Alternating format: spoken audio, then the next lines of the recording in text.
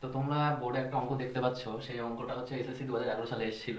তো প্রশ্নে বলেছে যে 301টি পৃষ্ঠার বইয়ের পৃষ্ঠাগুলিতে নাম্বার দিয়ে কতগুলি অঙ্কের প্রয়োজন হবে। তো প্রথমে অনেকেই দেখতে পারে যে এই অঙ্কটা কেমন অদ্ভুত টাইপের লাগতে পারে, ল্যাঙ্গুয়েজটা হয়তো বুঝতে পারবে না অনেকে যারা নতুন আছো।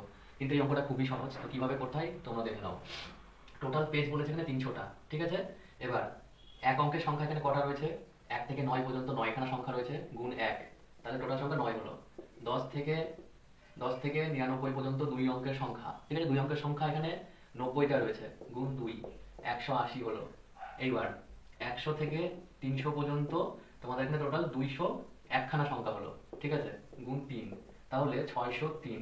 টোটাল যোগ করলে দেখবে তোমরা এখানে 2, 9, 7, 792 অ্যান্সার হবে, মানে অপশন ডি হবে।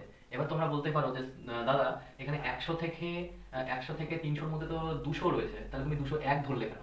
তো এখানে তোমরা দেখতে পাচ্ছ 1 থেকে 9 পর্যন্ত কিন্তু 8 হয়, কিন্তু আমরা 1 যোগ করে 9 লিখেছি। তোমরা হাতে কাউন্টিং করবে 1 থেকে 9 পর্যন্ত, দেখবে 9খানা সংখ্যা হবে। তো এখানে যে ডিফারেন্টটা থাকবে তার সাথে 1 যোগ করে সেই সংখ্যাটাই হবে, সেজন্য আমি এখানে 201 নিয়েছি। আর এখানে আমি 90 নিয়েছি, এখানে 9 নিয়েছি, ঠিক আছে। তো সেই হিসাবে আমার উত্তর 792 হয়েছে, ঠিক আছে। তো খুবই সহজ ছিল অঙ্কটা। তো এই ট্রিকটা শিখে রাখতে পারো তোমরা।